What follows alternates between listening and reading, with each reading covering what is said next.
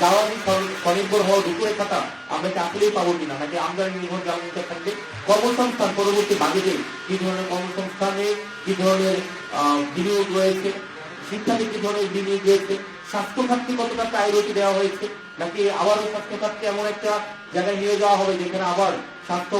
খাতের সাথে সংশ্লিষ্টদেরকে বিদেশে যেতে প্রণোদনা যোগাবে, সেটি একটি বড় প্রশ্ন আমাদের সামনে থেকে যাচ্ছে। এই সার্বিক বিষয়ে আমাদের এনসিপি আমাদের বাজেট প্রস্তাবনা আজকে আপনাদের সামনে উপস্থাপন করলেন। আমাদের এই বাজেট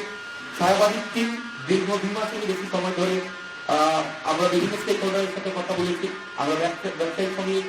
বিভিন্ন ব্যবসায়িক সমিতির সাথে যেভাবে আমাদের কথা হয়েছে, একই সাথে সাথে আমাদের ভোক্তা পর্যায়ে আমাদের কথা হয়েছে, একই সাথে যখন আমরা কথা বলেছি, একই সাথে সাথে বাংলাদেশের যে বড় প্রতিষ্ঠানগুলো রয়েছে, ব্যাংক, বিপিএমইএ, এফডিসিসিআই, আমাদের যত ব্যবসায়িক প্রতিষ্ঠানগুলো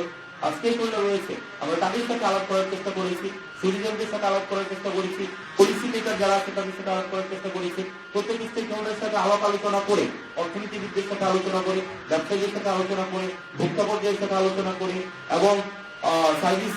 প্রডিউসার এবং সার্ভিস কনজিউমার, আমাদের এই 2 পর্যায়ের সাথে আলোচনা করে একদিকে আমরা একটি বাজেট উচিত, সেই জায়গা থেকে আমাদের ছায়াবাজেটটি এখন আমাদের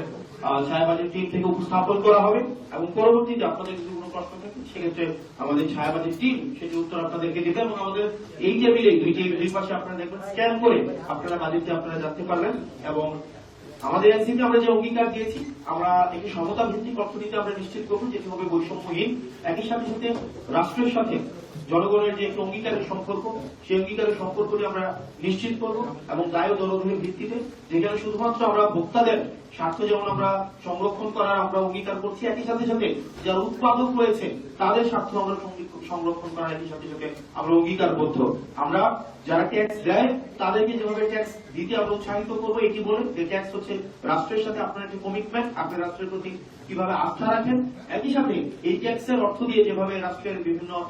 পরিষেবা উৎপাদিত হয়, যেটি জনগণের সাধারণ জনগণের দোরগোড়ায় পৌঁছে দেয়, স্বাস্থ্য শিক্ষা থেকে শুরু করে বিভিন্ন সেবামূলক কার্যক্রম